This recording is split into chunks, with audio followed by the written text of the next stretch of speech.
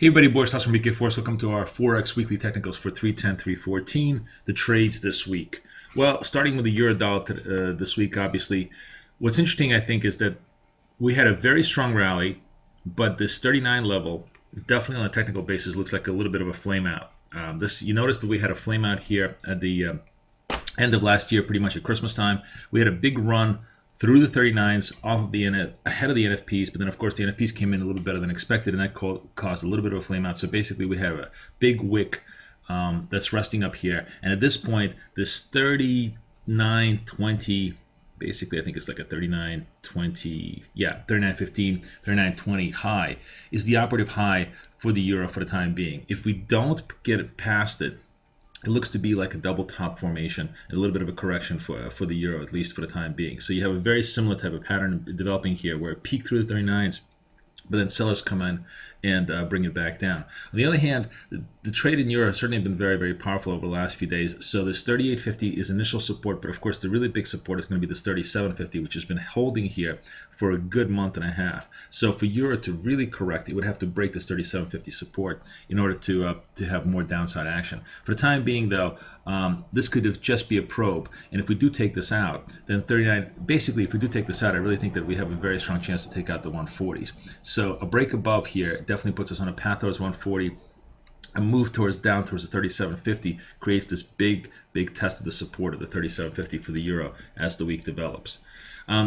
Dollar yen obviously had a nice big move off of the positive NFPs, but couldn't quite hold the 103.50 level. And that's sort of interesting because we did have a very strong recovery off of the 101.50s. But it seems to be that now this level is going to be the next battleground for support and resistance. Obviously, this was support earlier that now becomes resistance for the pair. A move through the 103.50 does put us very firmly, a close above 103.50 puts us very firmly on path towards a retest of the 105.50 highs. That's obviously going to be a thesis of better U.S. economy, continued taper, stronger U.S. data, so on and so forth. Bottom line is that for the time being, the dollar yen has definitely built in a very nice looking double bottom, and the path of resistance to the upside, but we do need to clear and close at 103.50 on a closing basis in order to give us a lot more conviction that this is an upside move towards the 105 level. Cable, on the other hand, is sort of really just treading water. Not much going on. It's been a sideshow, interestingly enough. This 168 still remains a very, very key resistance level. Now, cable obviously has this possibility to gun all the way out to 170 on the assumption that BOE is going to be the first one to raise rates.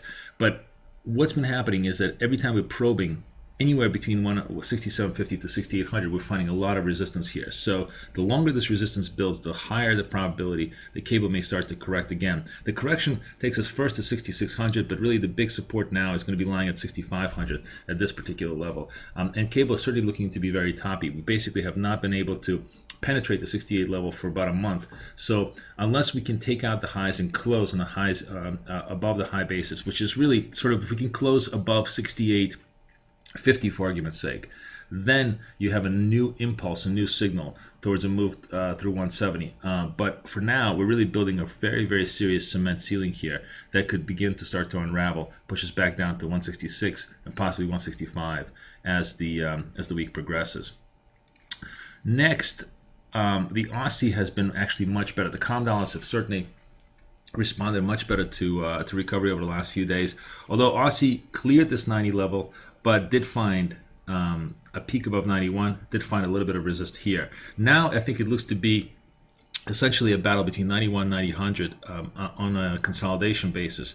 It would be very, very disheartening to a lot of the longs if the 90 support goes, because if 90 support goes, it would just essentially say another fake out on the Aussie, and it could break the heart and take the Aussie all the way down to 89, which is a much steeper and deeper support. 89 is really key, almost fundamental support here at this level, because the assumption here is that if the RBA does not cut rates any further, still has a lot of yield potential, and therefore a lot of attraction, and at 89 you have a lot of buyers that want to come in and take it down. But the fact that we kind of peaked above 91, started to come back down, it's going to be interesting to see if we could recover it. A recovery above here definitely puts us on path towards 92.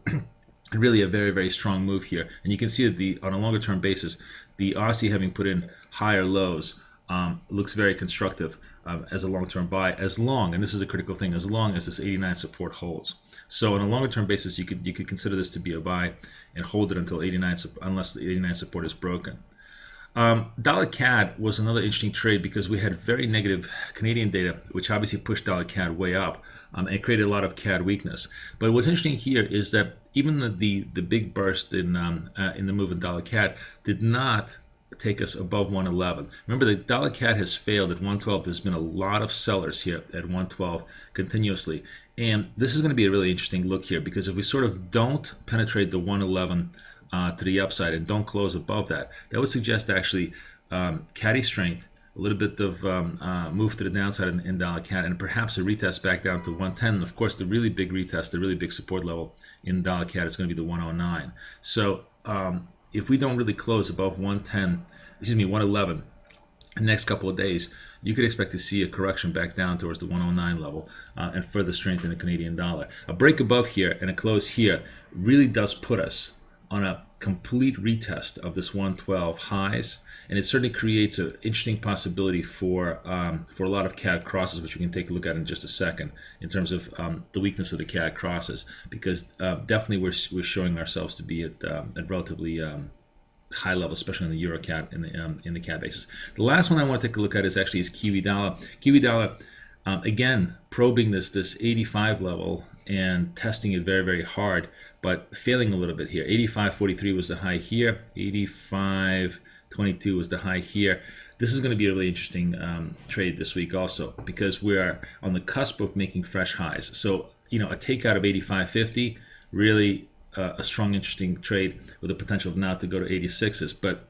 And we do have the RBNZ this week, so there's a tremendous amount of volatility that could be in this play. But a failure here, certainly a failure of the RBNZ to raise rates, would be just a massive disappointment. It probably could take us back down to the 83 support. So in many ways, I think the Kiwi could be the big fundamental trade this week that could trade off of a lot of these big technical ranges that we're developing as the week progresses. So now let's take a look at the crosses and just see what's in play. And the primary thing that's in play, of course, the CAD crosses. If you look at the CAD weakness, look at Euro CAD. Euro CAD is just within a whisker of 5,400, and a takeout of the 54s really puts us on path towards 55. It's a very, very bullish move.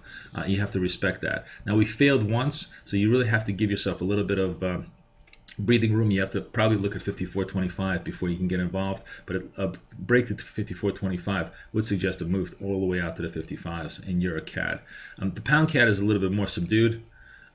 It still is a little bit far away from the highs, but still, the highs here are not that far away. What is it's 80, basically 87, right? So we're 130 points. It's not that much in pound CAD. So if pound catches a bid, you certainly have some potential here. But the stronger trade on the CAD crosses is going to be the Euro CAD trade. And also, if you look at the COM dollar crosses, look at Kiwi CAD. Kiwi CAD is essentially at fresh highs here. We've taken out the fresh highs. Now, a trade, a potential where the RBNC does raise rates really puts the Kiwi CAD as probably one of the more interesting trades to the upside. So we could see Kiwi CAD go all the way out to 95 on the assumption that, of course, RBNC raises rates and the BOC is under threat of cutting rates, given the divergence in two economies. That could be one of the more interesting trades. On the other hand, a really serious disappointment from the RBNZ would definitely create a lot of interesting turns in the Kiwi crosses. So if we take a look at the Euro Kiwi, which could soar back up to 65. There's technically Euro Kiwi is just a very tough trade. It's range bound. There's very, very little here movement here. Same thing I think with pound Kiwi. You don't have that much trade here in the pound Kiwi. Pound Kiwi, basically, this would be a double bottom here, and you could have a potential move back up to 2000 to the 2 level on any kind of Kiwi weakness. Kiwi strength would test us all the way down through 195. But of course, I think the most interesting Kiwi trade on the crosses this week could be the Aussie Kiwi trade. So, Aussie Kiwi has tested this 106 several times. A raise in interest rates in New Zealand dollar could provide enough impetus for us to break the 106s and then test the really, really big support here at the 105. That's going to be the really big support. So you have a failure here, come back down, a classic move. On the other hand, if the RBNC stays pat, we could have a retest back up to the 109s, and that could be a really interesting extension of the move. So I'd be watching that both ways. That's really going to be the big story this week in terms of where the trades are. It's going to be in the commodity dollars, whether the weakness of the CAD remains and whether the strength of the Kiwi remains as the best ideas for the week to come. Wishing you guys the best of luck, the best of trading. The support Schlossberg. Over and out.